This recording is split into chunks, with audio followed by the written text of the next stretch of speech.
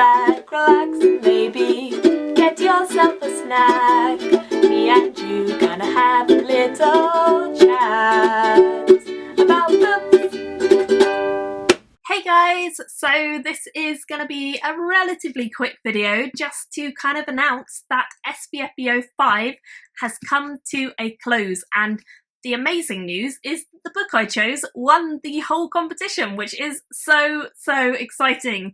The book I chose as my finalist, The Sword of Kaigan by M.L. Wang. It was one of the 30 books that was in my batch, and it was the best, in my opinion, for this competition. For me, I personally absolutely loved it, and you guys know I've raved about it on the channel, so I really do love this book. And I submitted it to the other judges. There are 9 other judges in SPFBO, or 9 other judging teams, I should say, because quite a lot of them have various people who judge together. And they are amazing. All the judges from that are just so phenomenal, because it's such an amount of work to do to read 30 books and then read another 9 in a few months' time. So yeah, it's just amazing what everyone does. And I submitted this. I was really hoping it would do well. I kind of had ideas that it might be pretty good because a lot of other people seemed very excited about it at the time I read it and kind of put it through as my finalist. But I had no idea it would actually win, and it was so close. The other 2 second and third place positions were so close, like so close for the whole competition. It was insane, really, how awesomely close it was, and it was very nerve-wracking right up to the very last day of April, where the final scores were given, and we found out that this one won. So I'm really pleased, especially for M.L. Wang, because she deserves this. It's such a good book, and I really want to read all her other work at some point, because I loved this one so much. I highly recommend you check this out if you haven't already, but I feel like maybe you have already because I keep recommending it. But if you haven't, definitely do. It's such a good series, or such a good standalone, and I really love it. So I'm very pleased about that one winning. Nicole from Thoughts Stained with Ink is the one who gave it a perfect 10. A perfect 10, guys, in SPFBO. That doesn't happen often, so that was really cool, and she chose it as her favourite.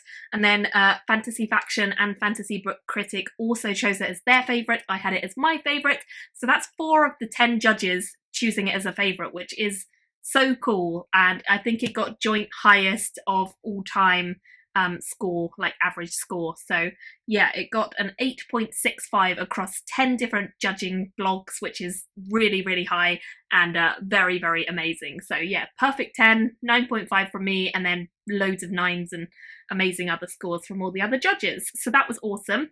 And then the second place was Fortune's Fall, which I didn't love as much as some of the other judges, but some of them really loved it, and it definitely did well, and it got a favourite from Fantasy Hive, which is really cool, and they actually gave it a perfect 10, which is the second of 2 10s this year, which is pretty cool because we really rarely get 10s. So yeah, for that to get 10 as well and still be second place, mind-boggling year. Honestly, if this had been another year, then I think second and third could easily have taken the title if they'd been in a different year. So it was such a good year for quality finalists. So yeah, Fortune's Fall, another great read.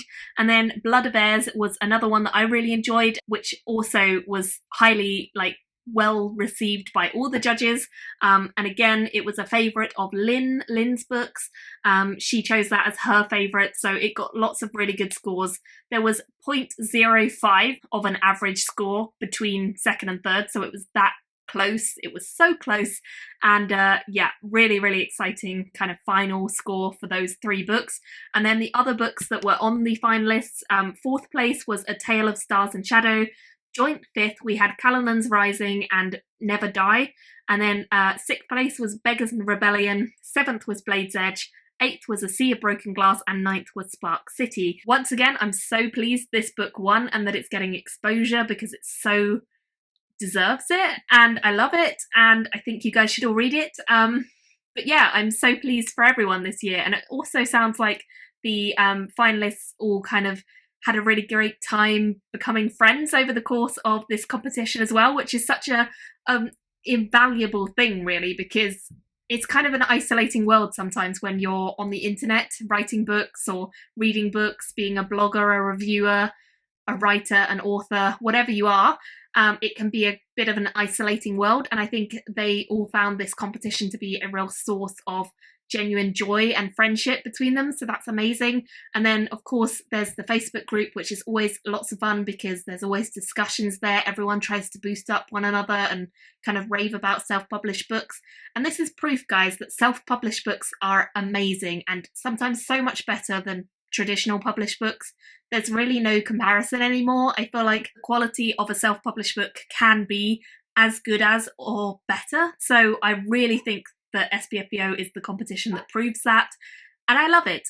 Speaking of which, I'm going to be returning to SPFBO6, which is the 2020 edition, and I'm going to be a judge for the SPFBO6, so I'm really excited. We've actually got some new judges kind of joining on, which is really fun. So we've got Sarah from the Critiquing Chemist, and we've also got the Fantasy Inn joining the team as well as a judge, so that's going to be really fun. I'll link all the other judges down below, and I have a banner which my friend Georgina made, which is very cool, and it has all the judges. I've got that at the top of my Twitter at the moment, and probably for most of the time that SPFBO is on, so if you're ever confused about who the judges are, you can look there, and I'll link all of their profiles below. But there will be more details coming very soon on SPFBO6. I think it's going to be starting very soon. So if you're an author, a self-published author who wants to submit something to the SPFBO, then you should follow Mark Lawrence on Twitter, and also go on the Facebook group that I'm going to link below, which is the SPFBO Facebook, and join that as well, because we always announce it there. But yes, round 6 will be starting imminently. So I'm very excited about round 6, and still kind of on a high from round 5 and the winner of round 5. So amazing stuff, and I hope you guys will join me for more self-published books, and I hope that I can kind of inspire you to pick up and try some self-published works every now and then, because some of them are amazing, and I really hope that we have another strong year like this year of titles. So we'll see what we get, but yeah, I'm sure there's more good stuff on the horizon. Thank you all so much for watching. Leave all your comments below, and I will chat to you very soon in another video. Bye guys!